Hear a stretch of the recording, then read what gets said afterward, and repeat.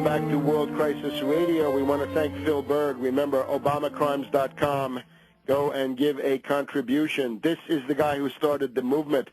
This is the guy who raised the birth certificate issue long before the erratic Orly Tates came on the scene, largely to muddy the waters. This proves that the reactionaries do not own the issue. This is Phil Berg, former Assistant Attorney General of the Commonwealth of Pennsylvania and Democratic Party official, lifetime paid-up member of the NAACP. This is not a right-wing or racist issue in any way. This breaks out of the mold imposed by the controlled Wall Street media.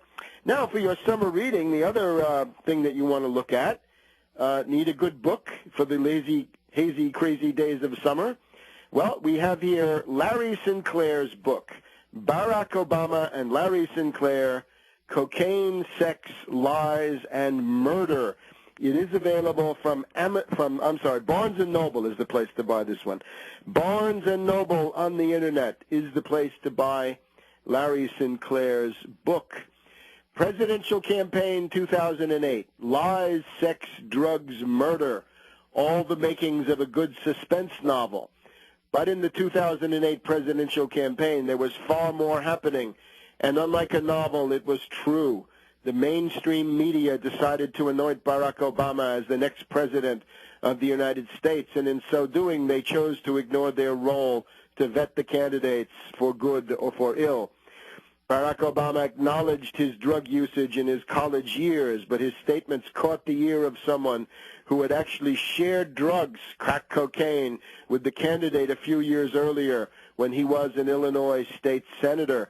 As the Obama campaign tried to ignore the requests by Larry Sinclair to acknowledge the discrepancies in Obama's story, the Obama machine went into high gear. Threats, intimidation, computer hacking, abuse of power, political paybacks, all in the attempt to silence Larry Sinclair. Barack Obama, this book by Larry Sinclair gives the background of how the Obama machine used the media, the Internet, and the office of the Delaware Attorney General. That's the corrupt nepotist Beau Biden, has used all them to keep parts of Obama's sordid past hidden. So, the mystery man Obama. Anyway, wonderful summer reading. Very nice hardcover edition, a durable book. Barack Obama and Larry Sinclair, Cocaine, Sex, Lies, and Murder. Get it at at Barnes & Noble. BarnesandNoble.com. Now, looking more at various things with economics. First of all, the solution. The baby boomers are fighting against the plan to do away with them, because that's what it is. The elements of urgency in the Obama situation are the following. One is the bankruptcies of the main insurance companies because of derivatives speculation. This is something these huge financial institutions called insurance companies, concentrated in Hartford and Boston, have in common with the Wall Street interests just a few miles away. But then there's the other thing. There we have the leading edge of the baby boomer age cohort. Oh, the baby boomers, so much abused by various tin-horn demagogues. But this is a large generation of people. This weekend is the 40th anniversary of the Woodstock experience. So you get the idea. The people that were 25 in 1969 are now 65. So they're ready for Medicare.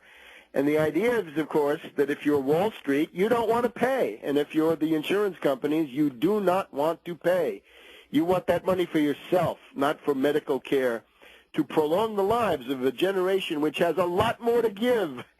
And we'll talk about that, too. We'll talk about the figure of the gray champion that you can find in one of Nathaniel Hawthorne's famous twice-told tales, The Gray Champion.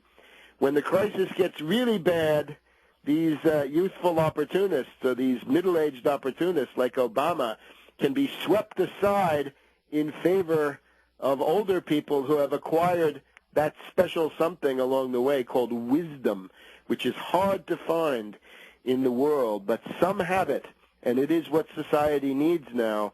if civilization is to survive. So those are the two things, the derivatives bankruptcy of the insurance companies, and then the idea that this large leading edge of the post-war generation is now approaching the point of Medicare, meaning January, the first month of your 65th, well, after your 65th birthday. It means when you're in your 66th year, in effect. And that's, of course, a government program. Nobody's forced to take it, huh? And that's why I say the answer to all this is very simple. No vast revamp of anything. No individual mandate to do anything. No. Why do that? Make attractive offers and the people will come. No coercion. That's absolutely out of the question. That's why people mistrust Obama so much. Offer the following. Medicare for all, meaning for all who want it.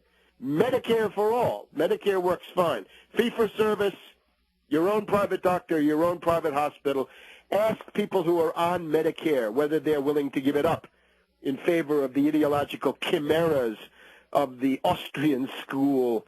Do they consider it the nanny state? Do they consider it the culture of dependency? Or do they consider it their economic rights won by the struggles of previous generations of Americans, trade union struggles, going back to the Civil War and the Revolution? If you're not fighting for your economic rights, what the hell are you fighting for? And the Austrians should be silent on all of these issues and all the others. Therefore, this is now a definite question. So the program, once again, first of all, Medicare for all who want it. 2, fund it fully at Wall Street expense. Don't tax any individuals. Just tax Wall Street financial turnover. It's between 1 and 2 quadrillion per year. So you'd be getting between 10 trillion and 20 trillion the first year in revenue for the federal government, and you could probably divide it right down the middle with the states. The California budget crisis, the easiest thing in the world to generate $25 billion with no cuts to policemen, firemen, public schools, public hospitals, vital medical services. We just had the RAM group, the remote area medical, that started off for the third world. And now they're in Los Angeles, and there are 8,000 people lined up to try to get free medical care. And the head of it says, this could be Guatemala. You've got Guatemalan conditions of deprivation of medical care that the American people are putting up with. So that has to be solved. Medicare for all who want it, funded with the Tobin tax. And if you want to make savings, find cures. The only way you can save money is to find cures. There is no other way. That's historically the case. So do it.